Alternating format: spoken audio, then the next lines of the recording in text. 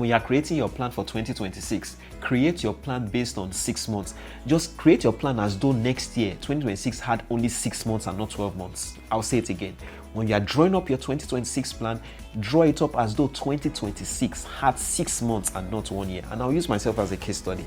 If I want to push out 400 videos next year, and this is just one of them, 400 videos, I must be able to create 400 videos within 6 months and not 12 months. And you say, Komi, why should I do this? The answer is simple. Every year has VUCA. It has volatilities, uncertainties, it has complexities and ambiguities.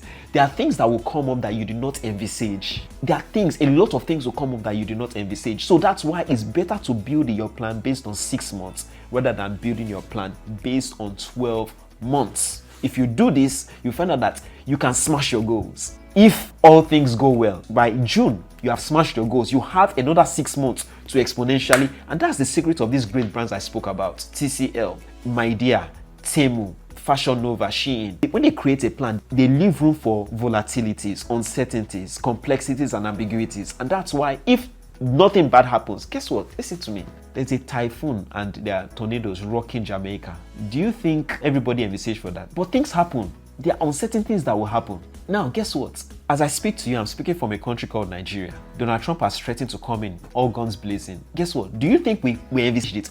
Things will always happen. Next year, things will happen that you never planned for. Things will happen economically. Things will happen geographically. Things will happen environmentally. Things will happen in every way, shape, or form that we never planned for. Guess what? Some of them may be positive. Some of them may not be so positive. But guess what? That's why it's always good to plan your year based on 6 months and not based on 12 months. In fact, guess what? The foolish plan their year based on 12 months. The wise plan their year based on 6 months. The slothful plan their year based on 12 months. The diligent plan their year based on 6 months. Which one will you do? So that rounds up the key principles to have an amazing year in 2026.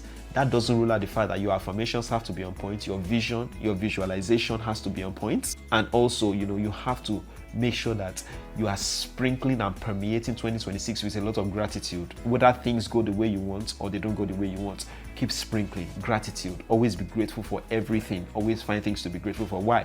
Because gratitude and fear cannot coexist. When you're in gratitude mode, you are sharpening, you are turning on your creativity muscles. The creativity center of your brain comes alive when you are employing gratitude, and that is where you can create solutions even in the midst of crisis and problems. I hope this works well for you. God bless you. Do have an amazing day, and bye for now. Hi there, I'm Adekomi Olusonya, publisher of the Immersion Bible, and I will get you addicted to the Word of God, line upon line, precept upon precept. If you want access to any of my books, products, training or coaching services, scan the link right here, and